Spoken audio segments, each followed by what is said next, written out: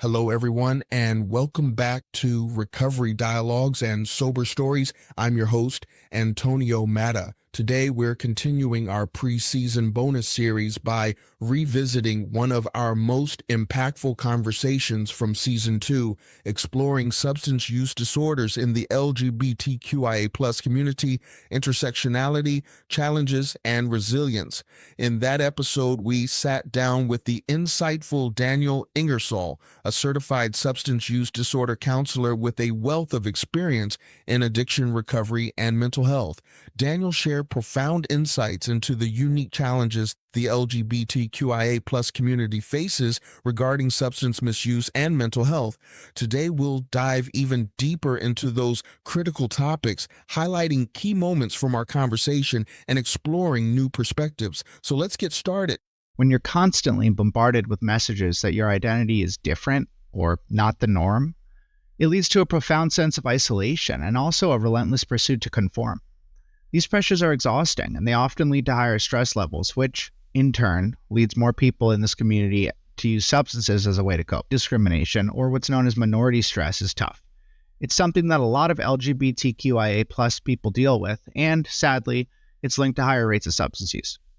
Myers' research in the Psychological Bulletin really hones in on this, showing how these stressors contribute to health issues, including substance use. Internalized stigma is another big one. Many in this community internalize negative messages about their identities, leading to a lot of internal conflict.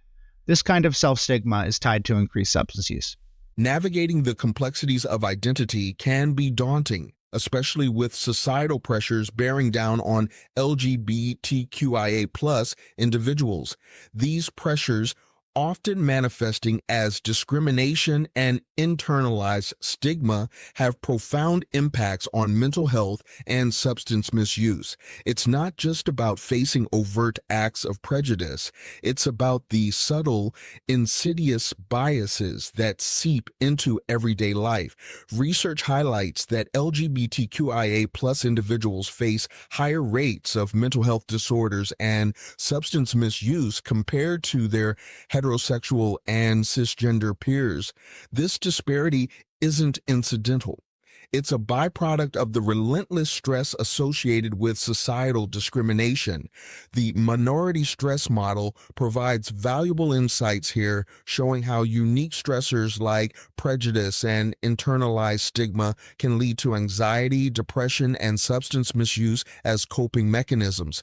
Consider the journey of transgender individuals who might turn to substances to deal with the harsh realities of trans-specific discrimination, such as transphobia and gender-based abuse. These challenges highlight significant barriers to accessing mental health services, often exacerbating their struggles.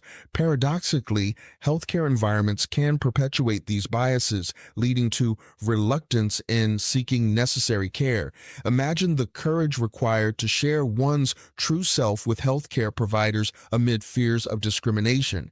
This fear can hinder access to mental health and substance abuse treatment, creating a cycle where untreated issues escalate.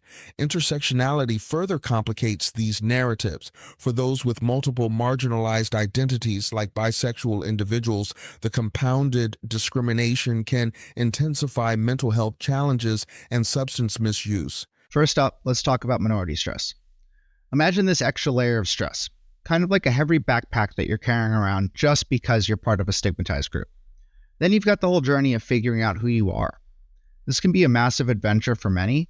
This path can be super isolating, especially if you're feeling like you're the only one walking it.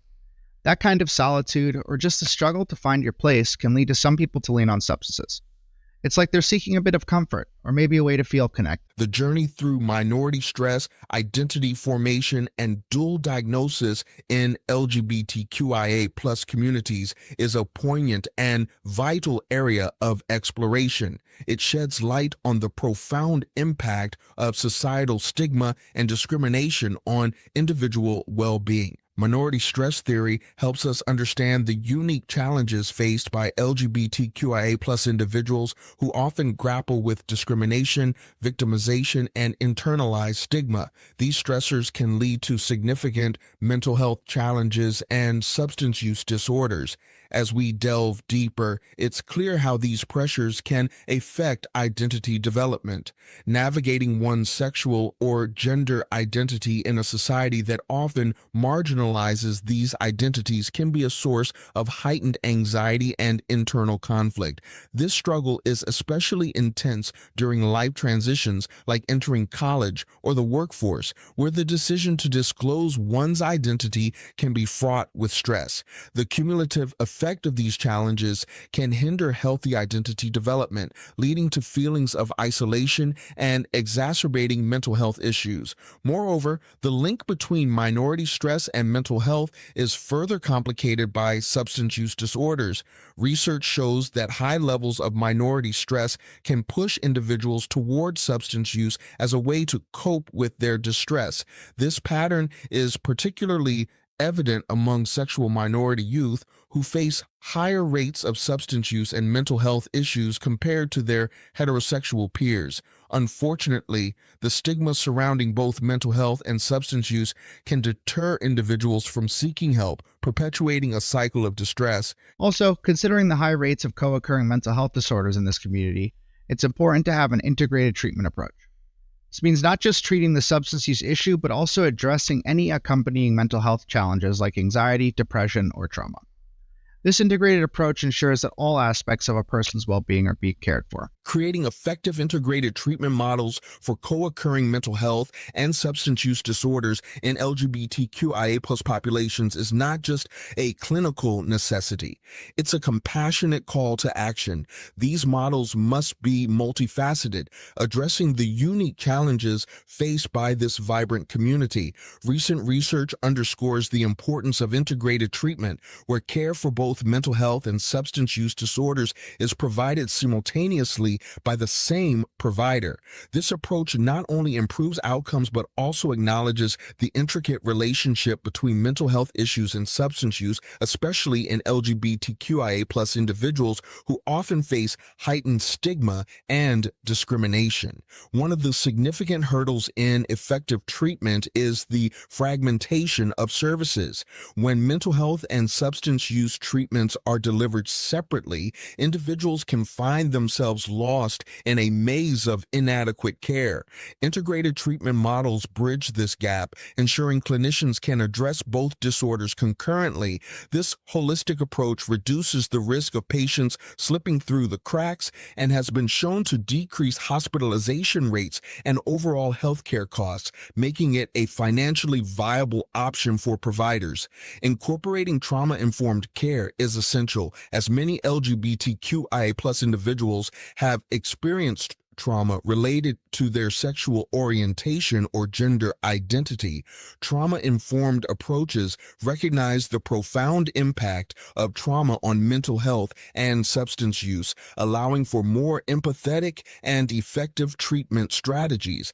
Cognitive behavioral therapy, particularly when tailored to address co-occurring PTSD and substance use disorders, empowers individuals to develop coping strategies and tackle the underlying issues driving their substance use. Harm reduction strategies are also vital.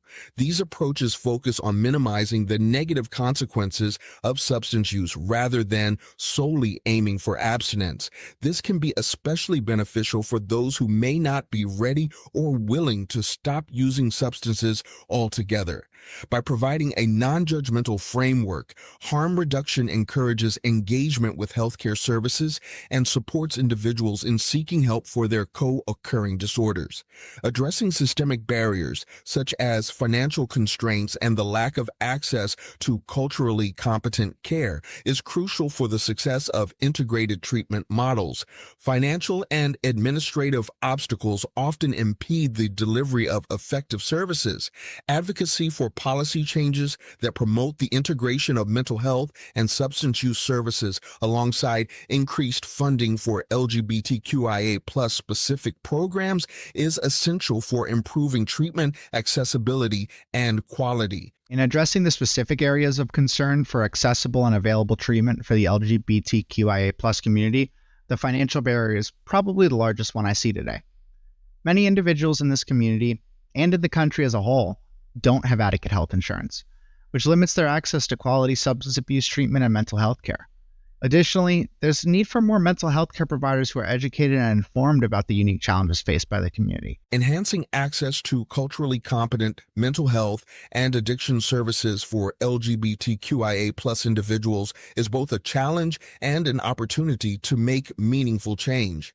By addressing systemic barriers, enhancing provider training, and leveraging technology, we can create a more inclusive healthcare environment for this vibrant community. First and foremost, enhancing the cultural competency of healthcare providers is crucial. Training programs should educate professionals about the unique mental health and addiction challenges faced by LGBTQIA+ individuals. This includes understanding the minority stress model, which highlights the increased stress due to stigma and discrimination. It's about creating a supportive environment where LGBTQIA+ patients feel seen and understood. Knowing the evolving terminology and resources helps providers communicate effectively and empathetically. Integrating digital mental health interventions is another powerful way to improve access to care, especially in underserved areas. Digital platforms can offer tailored content that resonates with LGBTQIA+ identities, fostering a sense of community. These interventions are a vital bridge to traditional mental health services, particularly for youth and those in rural settings where in-person care may be limited. Telehealth services provide flexibility and anonymity, proving effective in reaching marginalized populations. Addressing systemic barriers within healthcare systems is essential. This includes enforcing regulations that prohibit discrimination and establishing effective complaint mechanisms. Improving data collection methods to capture sexual orientation and gender identity information can help tailor services to meet the needs of LGBTQIA+ populations better. By ensuring adequate representation of health data, providers can advocate for necessary policy changes to enhance accessibility. Creating supportive environments within educational institutions is also vital for addressing the mental health needs of LGBTQIA+ youth. Implementing a multi-tiered system of support in schools can enhance the overall climate, promoting prevention and intervention strategies that are affirming and inclusive. Schools can be critical access points for mental health services and training staff to recognize and address the unique challenges faced by LGBTQIA+ youth can foster a more supportive atmosphere. Well, that wraps up this rewind and deep dive into the intersectionality, challenges, and resilience of the LGBTQIA+ community in relation to mental health and addiction issues. I hope you found our exploration enlightening and empowering. As we gear up for Season 3, we're running an ongoing GoFundMe campaign. Link in the episode description to help us launch an impactful new season. Even a contribution of just $1 can make a significant difference. If you're passionate about supporting our mission and want to take it to the next level, we're also seeking sponsorship partners.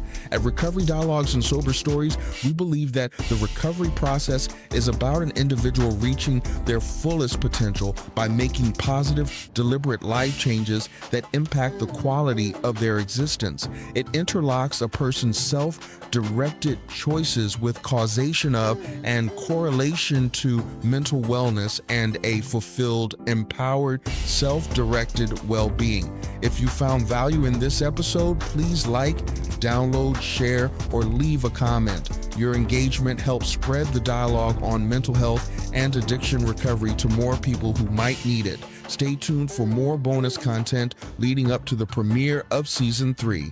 Until then, remember that every step you take toward wellness is a significant achievement. Take care, and we'll see you next time.